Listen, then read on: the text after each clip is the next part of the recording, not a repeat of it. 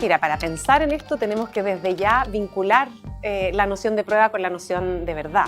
Entender a la actividad probatoria y a la decisión judicial sobre la prueba como una empresa de conocimiento, como una empresa que tiene éxito si es que lo que el juez declara probado es aquello que efectivamente ocurrió, porque lo que nos interesa es que las normas se apliquen a hechos que efectivamente hayan ocurrido, que si estamos condenando a alguien por un delito, sea él el que efectivamente cometió ese delito. De alguna manera en eso se juega la correcta aplicación de derecho.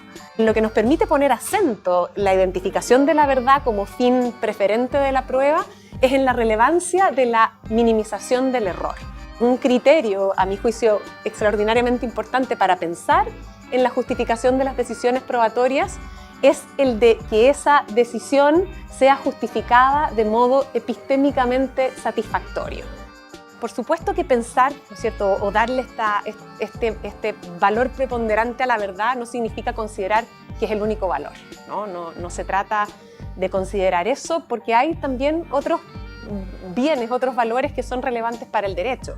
Por otra parte, no significa tampoco tener una posición necesariamente antinormas que regulen la actividad probatoria. Creo que en eso hay tal vez un prejuicio, probablemente debido a algunos famosos autores que han defendido la tesis de la verdad como fin relevante de la prueba, como Bentham, ¿no?, que era muy antinormas, pero eso es algo que también tiene que evaluarse caso a caso. Es posible que normas que regulen la valoración de la prueba o la admisibilidad probatoria sean epistémicamente positivas, es decir, generen mejores resultados en términos de reducción o minimización del error. A mi juicio, la discusión acerca de la verdad, acerca de la prueba de los procesos judiciales, ha traído más confusión que claridad. En ese sentido, yo creo que llega el momento de preguntarnos si realmente nos estamos haciendo la pregunta correcta. Ahora, ¿cuáles son los desafíos? Si uno advierte que los abogados, los jueces y en parte los académicos tienen la exclusividad en el campo de trabajo de los procesos judiciales, lo que sería esperar es que ellos sean capaces de optimizar aquello con lo que trabajan, es decir, ir mucho más lejos que lo que sería posible con el uso sencillamente del sentido común o una cultura media. Lo que necesitamos es ir construyendo un género narrativo que sea controlable por la propia comunidad y por supuesto por la sociedad en general, que dé garantía a los sujetos de que sus asuntos han sido suficientemente tomados en serio.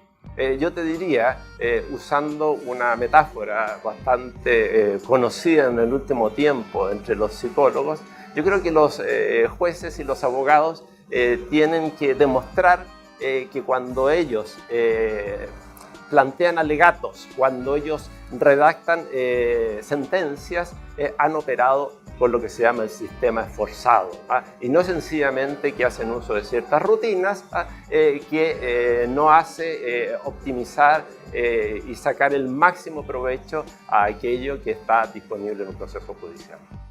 La decisión que se toma respecto de los hechos probados tiene que ser satisfactoria para el auditorio en cuanto a que eso debe contar como hecho para la toma de una decisión judicial. Si eso corresponde con el mundo o no corresponde con el mundo es algo de lo que desgraciadamente no nos podemos hacer cargo, igual que lo que le pasa a muchas otras disciplinas cuya función tiene también que ver con cómo nosotros operamos con pruebas. Yo creo que en ese sentido uno tiene que ser lo suficientemente realista, modesto, para ver cuáles son los mejores resultados que pueden ser probados. Si tenemos la tecnología, obviamente podremos ir más lejos. Mientras no la tengamos, contentémonos con hacer las cosas lo mejor posible. En los sistemas democráticos, la verdad es una condición de justicia de las decisiones judiciales.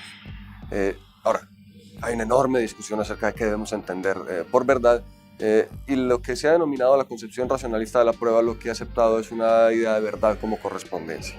Es decir, que lo que se dice que ha ocurrido, en efecto, haya ocurrido. Porque nadie aceptaría, sobre todo el perdedor en un proceso judicial, sea de la naturaleza que sea, que le digan que esa sentencia además va a ser ejecutable y que no se base en alguna medida en algo que efectivamente ha ocurrido. Entonces yo creo que la verdad como correspondencia es un valor al que debe tenderse, pero hay que tener también en cuenta, y estos serían los límites en los que no sería deseable, que la verdad es un valor, pero no es un valor absoluto.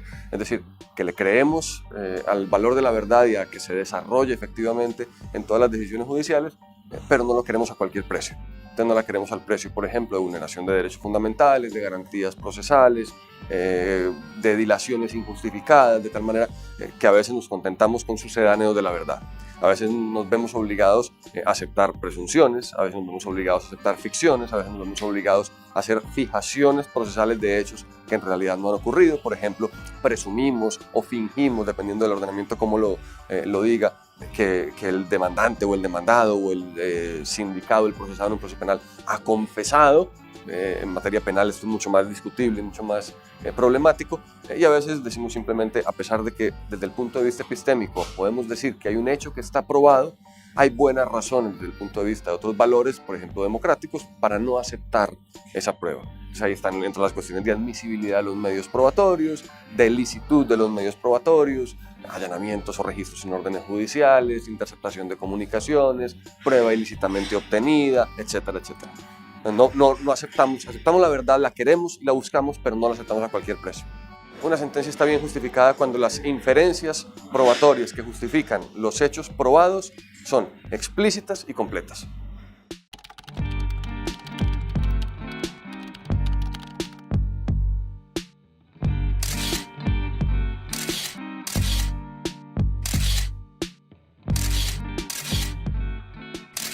Estamos en un momento en que tenemos determinados compromisos en un Estado democrático y constitucional, ¿cierto? Y uno de estos compromisos es tratar a las personas igualmente con independencia del género que tengan. En este sentido, mujeres y hombres deben tener garantizadas las mismas oportunidades de vida y de realización de sus planes de buena vida. En lo que se refiere a la prueba, ¿no? La variable de género ordena que los jueces sepan eliminar determinados prejuicios de la forma como valoran a las pruebas. ¿Qué significa variable de género o como llamamos perspectiva de género? Significa evitar los prejuicios, los hábitos pretéritos de la víctima o de la supuesta víctima, si tomaba alcohol o no, qué tipo de ropa usaba, si caminaba por la noche sola. Este tipo de hechos debe ser relevante para la reconstrucción del crimen, pero no para prejuzgar a la víctima. Entonces, la perspectiva de género es un intento de evitar que el juez traiga un aspecto machista o sexista a la valoración de la prueba. No tiene nada de amenaza a la imparcialidad y la empatía. Los jueces, para ser imparciales, necesitan mirar con empatía a las víctimas, a las alegadas víctimas. ¿Por qué? Porque vivimos o tenemos una sociedad que es originalmente machista y patriarcal. Entonces, mirar y oír con empatía la declaración de la mujer es una forma de construir un ambiente imparcial, construir un ambiente que sea comprometido genuinamente con una neutralidad del derecho. Entonces, mirar a la mujer, oír a la mujer con empatía es restablecer una simetría entre las partes y no su contrario. Particularmente en Latinoamérica hay estudios que muestran cómo están sumamente extendidas una serie de prejuicios y de mitos, por ejemplo, sobre el porcentaje de mujeres que mienten cuando declaran haber sido víctimas de delitos sexuales. Entonces, hay estudios empíricos que muestran que este número es mucho menor que lo que habitualmente se piensa. Hay un estudio, en Estados Unidos son varios, pero más o menos se suele plantear que hay un acuerdo en que el porcentaje de mujeres que mienten estaría entre 6 y 8%. En cambio, las percepciones que ocurre en la común de la gente, en Europa, por ejemplo, rondan el 20% en algunos países. O sea que cambia mucho la percepción que tiene la gente, con lo que, de hecho, estudios, empíricos han demostrado que, en realidad, la incidencia de la mentira es mucho menor. Pero esta mentira que opera como base de un prejuicio, se inserta en distintas etapas del proceso. El tema de la prueba con perspectiva de género es un tema necesario, urgente, Yo creo que más que una cuestión, digamos, de actualidad, es que hay que abordarlo. Y creo que el tema de la perspectiva de género y concretamente a la luz del feminismo viene a plantear una serie de retos a los enfoques tradicionales sobre la prueba. Tradicionalmente se piensa que la prueba es un ámbito pretendidamente objetivo, neutro, imparcial, el paradigma de la racionalidad. Y esto yo diría, sin negar que se pueda averiguar la verdad o que haya una objetividad, creo que en ocasiones interfieren algunos problemas como perspectivas de género que pueden incidir para desvelar cómo los estereotipos o prejuicios de género afectan la manera en que interpretamos hechos, percibimos hechos, etc., ¿no? Creo que hay que desmontar una serie de prejuicios que operan en detrimento de las víctimas y que esto está presente no solamente en las reglas, sino en las prácticas formales, informales, que están presentes a lo largo de todo el proceso. De tal manera que yo creo que plantea un desafío para las personas que se ocupan del tema de la prueba, abordar la perspectiva de género y que también es importante hacerlo desde un punto de vista crítico. ¿Qué cosa es lo que los tribunales, por ejemplo, están haciendo cuando dicen que utilizan la perspectiva de género? ¿Qué es lo que de hecho están haciendo? Y creo que el que se utilicen las perspectivas de género o el feminismo está, desde luego, digamos, es compatible con la racionalidad, la objetividad y con tener un punto de vista crítico. Entonces, resumiendo, yo creo que es algo que es urgente, necesario, que tenemos que tener una mayor formación en perspectiva de género y también en relación con la prueba.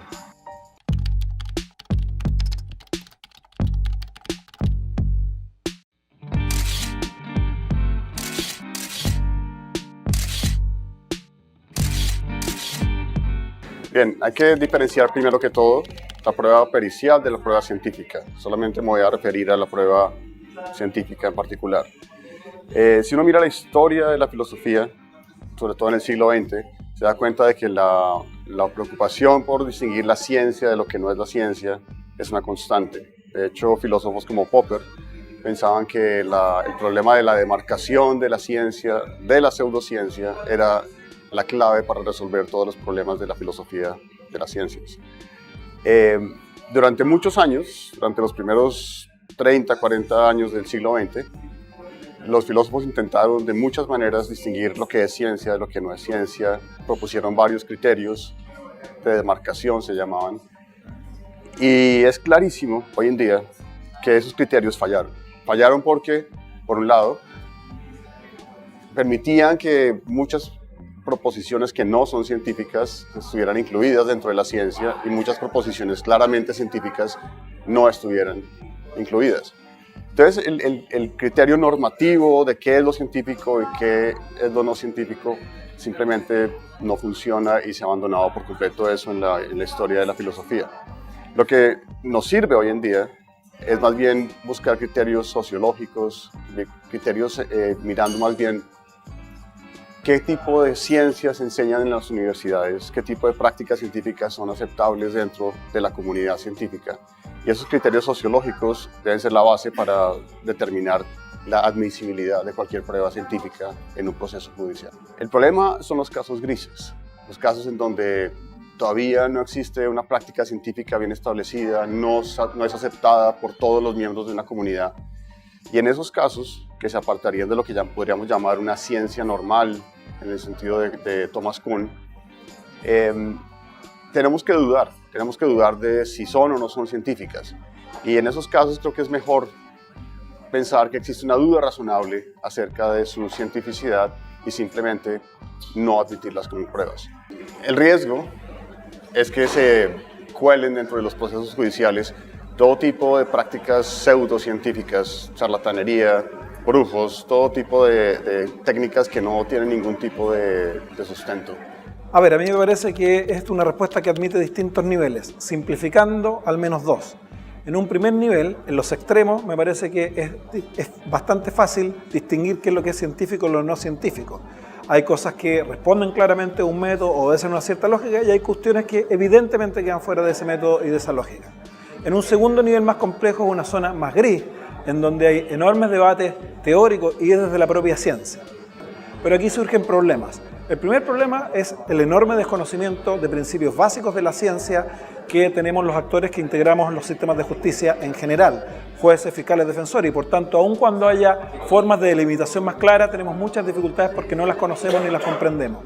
Y en segundo lugar, aún saliendo de esto, tenemos dos problemas adicionales. Primero, nuestros sistemas de justicia penal por regla general admiten como prueba pericial no solo aquello que sea ciencia, sino que artes, oficios o técnicas. Y por tanto, aun cuando podemos delimitar qué es lo que es ciencia o no, hay una tendencia a admitir por estas otras vías. Y en segundo lugar, esto ha generado una práctica extremadamente generosa o muy liberal en términos de admisión de cualquier tipo de cuestión como prueba pericial, lo que hoy día está generando enormes problemas en nuestros sistemas de justicia. Esto, entre otras cuestiones, produce o aumenta enormemente el riesgo de condenas erróneas. Hoy día existe una enorme cantidad de literatura y evidencia empírica a nivel comparado que da cuenta de que esto es uno de los factores que más aumenta la probabilidad de condenar a personas inocentes o de imputar injustamente con graves consecuencias a personas inocentes, lo que impone, en mi opinión, el deber a los sistemas jurídicos de ser menos ingenuos en el tratamiento de la prueba pericial y fundamentalmente avanzar hacia controles de admisibilidad, entre otras cosas, pero partiendo por controles de admisibilidad mucho más estrictos que pongan mucho centro en la confiabilidad de la prueba pericial como un elemento básico. El sistema jurídico, los sistemas judiciales no debieran escuchar como algo científico aquello que las propias comunidades científicas no están dispuestos a tratar como tal.